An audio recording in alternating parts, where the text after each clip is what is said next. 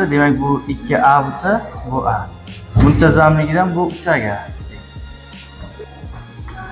Assalomu alaykum do'stlar. Bugun biz navbatdagi milliy sertifikatga tushum misolida tez va oson hisoblash ko'rib chiqamiz. Ya'ni bizga muntazam 5 burchak berilgan. D qashimiz a ga perpendikulyar, dfimiz x ta yfga teng ekan. F ga 18 ga, k si x, ya'ni x topishimiz kerak ekan. Xo'p, dfimiz x ta yfga tengdan buni 2a desak, bu a bo'lar ekan. Demak, bu 3a. Demak, 3a ni 18 ga ko'paytiramiz, 2a ni x ga ko'paytiramiz. Demak, a larni qisqartirsak, x imiz topadigan bo'lsak, 927.